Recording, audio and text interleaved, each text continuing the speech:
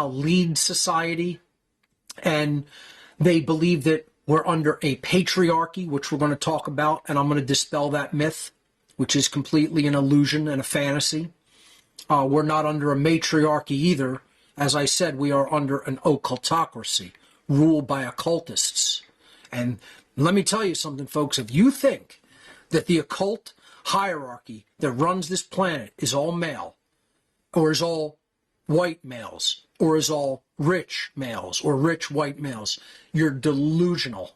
As I've said many times, this whole idea that's like rich old white men run the world, or they're the occultists, you've clearly, obviously, it's blatant and written all over somebody the moment they utter those sounds. You've never been involved in the occult world at all, not even for a millisecond. Not only have you not been involved in it for a millisecond, you haven't seen it for a millisecond. You haven't witnessed any part of it.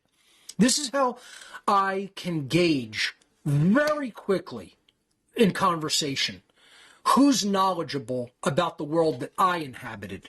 Because, like, if you spent all your time in a particular city and you know all of the underbelly of the city, you know every part of the city, every dynamic, all the transportation, all the clubs, all the people, all the, the buildings, the routes, you name it.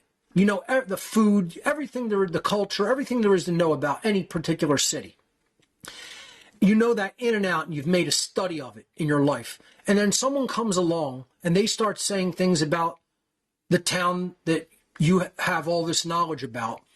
And they say things that are 100% the opposite of where you grew up, you lived, you learned, you took part in all these dynamics. You would immediately know as soon as they open their mouth, either they've never been there or they're lying. It's got to be one or the other things, right? So, the idea here is if they truly were there, they would say things that are accurate and true regarding it.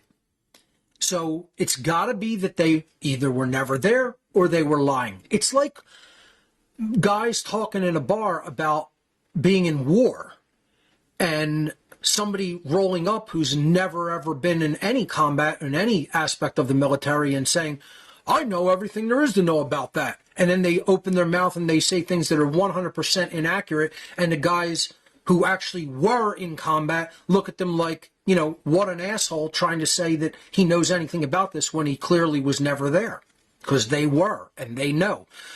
This is the dynamic that I'm talking about regarding the occult aspects of this, where it comes from, right?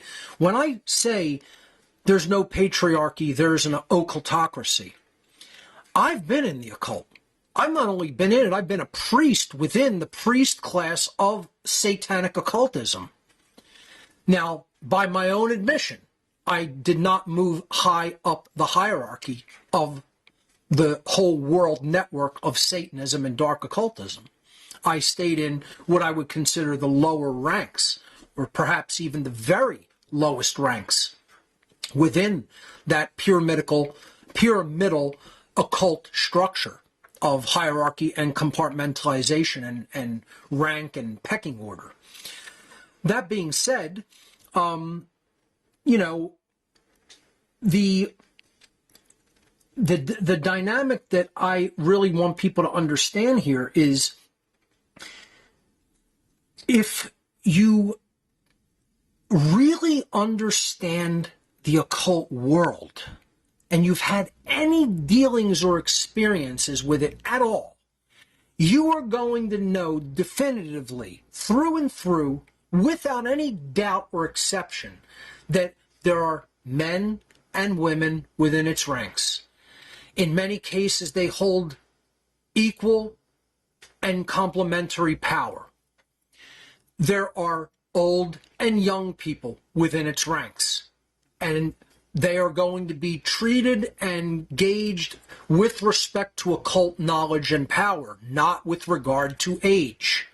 I saw people within the occult world that were giving orders to people that were twice their age at younger ages, because they were more knowledgeable and had what they considered And there's, other superiors within the occult structure considered they had greater occultic power than did their, elders in biological age.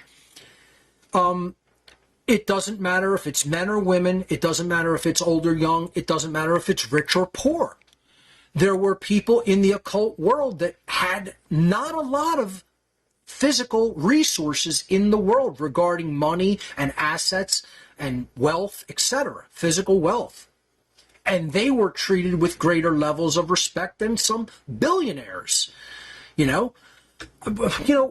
I talked about Alan Greenspan being involved in the occult. I don't think he was as influential as many people with far lesser money than him. And it goes on and on. These dichotomies are real, and they don't work the way people think they do. See, we have these limited in-box forms of thinking. Like, oh, we've been told it's this. And so our mind just goes right to that preconceived mental box of, oh, it's all rich old white men. Like, just because a lot of bankers happen to be that. We go into, oh, it's all Freemasons. Oh, it's all Jews. Oh, it's all Rosicrucians. Oh, it's all Jesuits. It's like, no, folks, there's tons of interconnected, overlapping networks having to do with religion, having to do with banking, having to do with other institutions, and they're all in ultimately the same higher level mindset of, I'm just living my life for a completely selfish agenda. I'm living my life about only what I could do for me. I'm going to get mine, even if I have to step over everybody else to do it. And that's ultimately what the heart of Satanism and the heart of Satan itself is. That's the involutionary force that prevents us from an accurate understanding of natural law and prevents us from moving toward true evolutionary progress. So getting back to my slide here of, how it started versus how it's going. The, woman on the right here would be very likely to believe, oh, it's a patriarchy, not understand any aspects of the occult, and certainly not understand aspects of the occult that even some young, poor, non-white women can have some of the greatest levels of occult power. Believe it or not. It has nothing to do with perceived station in society. All it has to do with is how powerful are you at advancing the agenda, the involutionary satanic agenda that the ultimate force of darkness in the universe wants to put people into and under its spell. If you can do that at a more accelerated pace than an old rich billionaire, white billionaire can, then a young black female who doesn't even have that much money is going to be more encouraged in the occult world.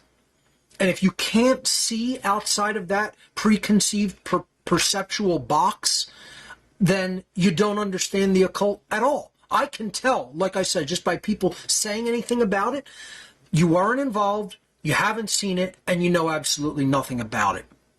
And that really goes to how brainwashed somebody is about something they don't know anything about yet. It goes to how attached to your belief system are you. And in this instance, when it comes to neo-feminism, not only how attached to your belief system, but how attached to your cult. Because just like the Order Follower cult, the neo-feminism agenda constitutes a cult.